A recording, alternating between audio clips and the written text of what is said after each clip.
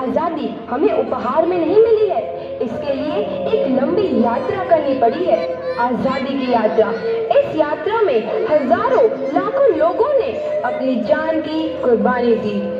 1919 जलियांवाला बाग। आज हमारी बैसाखी का दिन है, लेकिन पूरा पंजाब बैसाखी नहीं मनाएगा। हम सब बैसाखी नहीं मनाएंगे।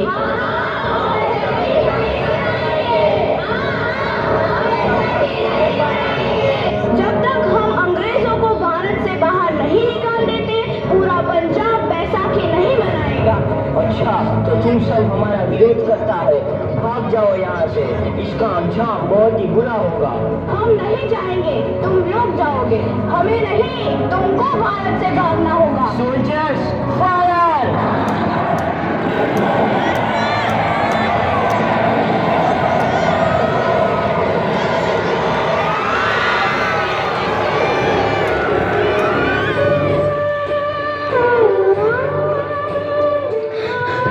ये जमीन हमारी, ये धरती हमारी, ये खेत हमारे।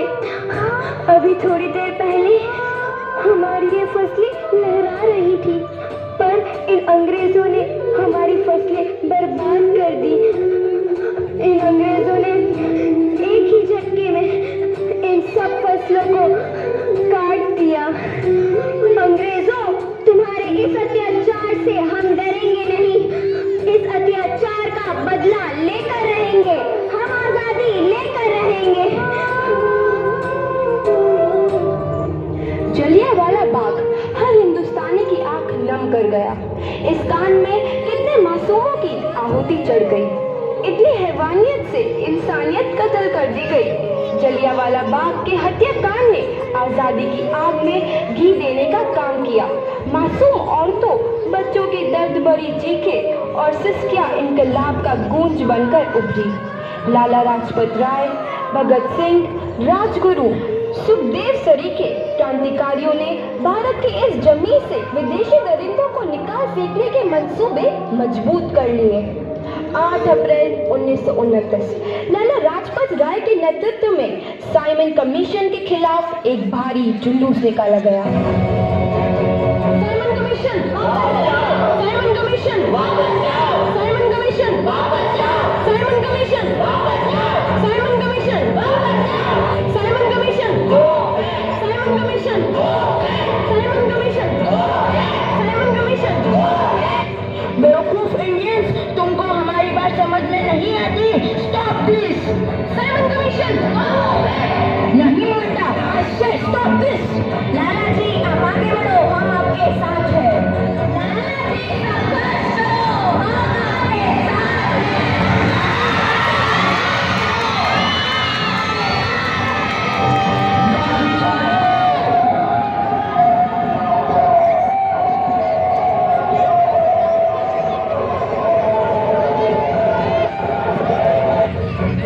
लाला जी को बहुत गहरी चोट लगी है, उनका सर फट गया है। मेरे शरीर में लगी एक लाठी अंग्रेजी सरकार के कफन में कील का काम करेगी। ये आजादी की लड़ाई रुकनी नहीं चाहिए। ये जिम्मेदारी मैं तुम सबको सौंप कर जा रहा हूँ।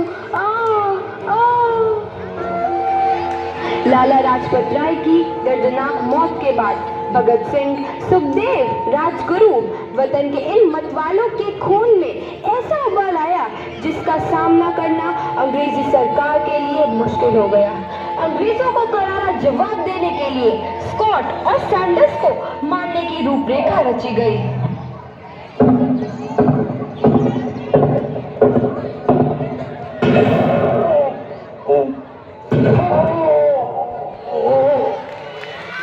सैंडर्स मारा गया। चारों तरफ तहलका मचा था। दीवारों पर लिखा था, लाला जी की मौत का बदला ले लिया गया है। भगत सिंह समेत सभी वहां से फरार हो गए। 8 अप्रैल 1929 दिल्ली में ब्रिटिश सरकार की सेंट्रल लेजिस्लेटिव असेंबली की बैठक में 2 बम धमाके की आवाज सुनाई दी।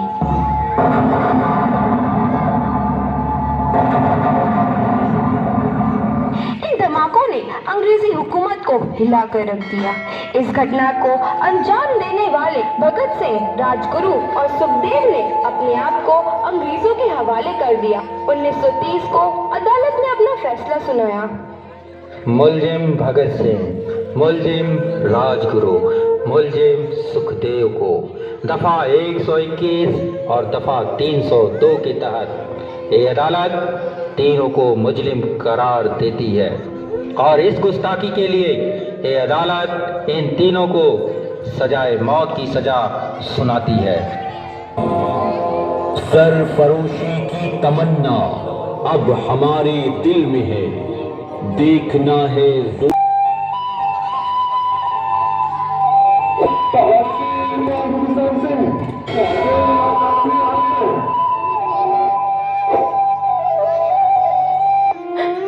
पुत्र की हाल है तेरा। मैं चंगा हूँ माँ, फिक्र करने की कोई गल नहीं। पुत्र, मेरा दिल तेरी तरह पत्थर दिल नहीं होगा।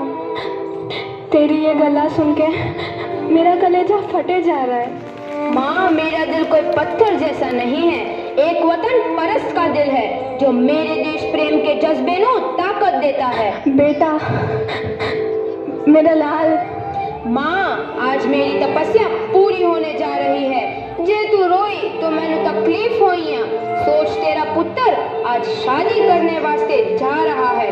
फर्क केवल इतना है, वो घोड़ी पर नहीं फांसी पर चढ़ने वास्ते जा रहा है। आज तू क्रांतिकारी की माँ है, कल तू एक शहीद की माँ होगी। माँ। पुत्र भगत, तू इतनी छोटी उम्र में हम सबको छोड़ के चला जाएगा। तूने जिंदगी में देखा ही क्या है पुत्र? मैंने अपनी माँ देखी है, जिसने मुझे एक ही बात बताई है कि बेटे, अपने देश के लिए एक बार मरना 100 बार जन्म लेने के बराबर होता है। अच्छा माँ, अब आशीर्वाद दे, आखिरी बार विदाई लेने का समय आ गया है। भगत, मेरे लाल।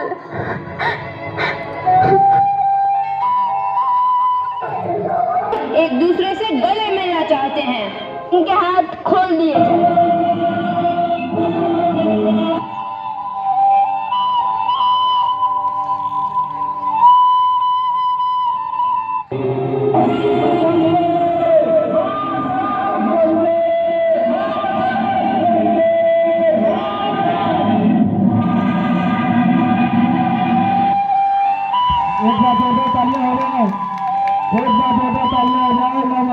यह महफिल बहुत ही भावनात्मक हो रही है।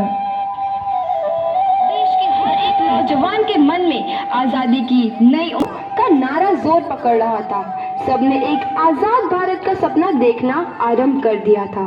हर कोई अपने अपने ढंग से इस महायज्ञ में अपनी आहुति दे रहा था।